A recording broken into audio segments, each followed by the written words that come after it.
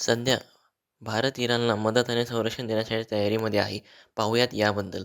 भारताने इराणच्या IRIS या नैसर्गिक जहाजाला बंदरात तांत्रिक दुरुस्तीसाठी परवानगी देऊन मदत केली. भारताने आपली सामरिक स्वायत्तता राखत इराणला मदत केली आहे. भारताने इराणला का संरक्षण दिलं याची काही कारणे पाहू. इराण कच्च्या तेलाचा आणि नैसर्गिक वायूचा मोठा पुरवठादार असल्याने भारताला इंधनाचा सुरळीत पुरवठा पाहिजे. व्यापार आणि कनेक्टिव्हिटी. इराणमधील चाबहार बंदर हे भारतासाठी अफगाणिस्तान आणि मध्य आशियाशी जोडणारा एक अत्यंत महत्त्वाचा व्यापारी मार्ग मानला जातो. सामरिक स्वायत्तता. भारत, अमेरिका आणि इस्रायलच्या दबावाखाली न येता स्वतःच्या हितासाठी स्वतंत्र परराष्ट्र धोरण राबवणे. आता संरक्षण कसं दिलं याबद्दल पाहू. परराष्ट्र मंत्री एस. जयशंकर यांनी स्पष्ट केल्यानुसार इराणच्या युद्धनौकेला तांत्रिक समस्येमुळे कोची बंदरात डॉक करण्याची परवानगी देण्यात आली. नैतिक पाठिंबा सुद्धा दिला.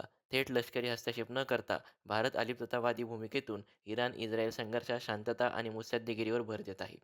आता पाहूया याच्या इतिहासाबद्दल थोडक्यात.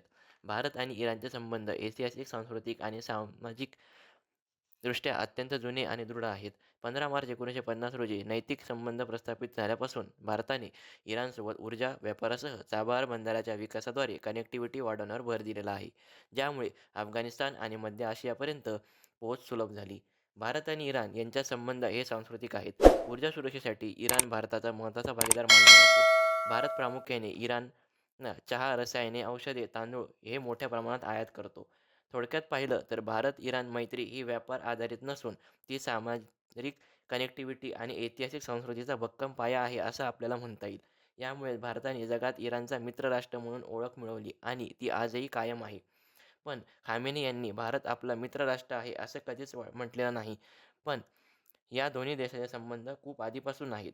आताही भारताने इराण संरक्षण हे संबंध पुन्हा जगासमोर आणले आहेत. याआधी कधीही भारताने स्वतःहून कुठल्याही देशासोबत स्वतःहून हल्ले करून युद्धाला सुरुवात केलेली नाही. यामुळे भारत मैत्रीच्या भावनेतून इराणला मदत करण्यासाठी तयार आहे असं आपल्याला स्पष्ट दिसतं. भारत आणि इराणच्या आत्ताच्या आणि भूतकाळातील मैत्रीबद्दल आपल्याला काय वाटतं हे आम्हाला सांगा आणि चॅनलला सबस्क्राईब नक्की करा. धन्यवाद.